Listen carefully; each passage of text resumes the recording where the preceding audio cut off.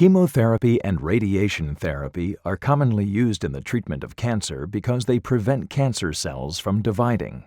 However, these treatments can also adversely affect normal cells in the body, including rapidly dividing cells lining the mouth and throat, known as the oral mucosa. Healthy oral mucosa cells are constantly being lost and replaced to maintain the integrity of the mouth lining. They act as a barrier, protecting the mouth against pathogens and the deeper tissues, including muscles and nerves, from trauma such as chewing. Oral mucositis occurs when chemotherapy and radiation damage mucosal cells, negatively impacting their ability to divide and replace cells which need to be replaced. This results in loss of cell integrity, leaving the mucosal tissue open to ulceration and infection and exposing nerves. Common symptoms include pain, inflammation, and difficulty swallowing. Symptoms can be exacerbated by existing dry mouth or damage to the salivary glands caused by radiation. Oral mucositis is a common and often exceedingly painful condition. Up to 40% of the general cancer population may experience oral mucositis during treatment. For patients undergoing bone marrow transplant or therapy for head and neck cancer, the incidence can be as high as 100%. There are 4 stages in the development of oral mucositis. The first is called the initiation stage. Here, radiation or chemotherapy causes direct injury to the DNA and cells in the mucosa and submucosa, resulting in epithelial cell death. The second stage is known as message generation.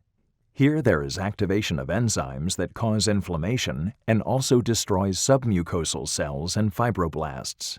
Symptoms include redness and swelling. The third stage is called signaling and amplification, where mediators from the initial injury leads to additional tissue destruction. During the fourth or final stage, known as ulceration, mouth injuries become clinically evident. Nerves become exposed, pain is often severe, and infection is common, especially oropharyngeal candidiasis, also known as thrush. Symptoms of oral mucositis can be reduced by good oral hygiene, such as rinsing after meals, and by avoiding smoking, alcohol, and spicy foods. However, prophylactic care cannot halt the cascade of adverse events leading to oral mucositis. Relief of symptoms, including pain and the ability to swallow, can be accomplished with help from a number of treatment options.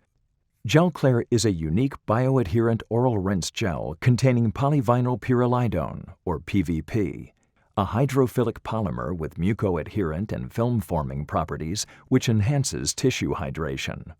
PVP helps relieve pain by creating a protective barrier over exposed nerve endings in the mouth, making them less sensitive. The other main ingredient in Gelclair is hyaluronic acid, which coats the oral mucosa and enhances tissue hydration via its action as a molecular sponge. Gelclair is administered 3 times a day or as needed. Important safety information.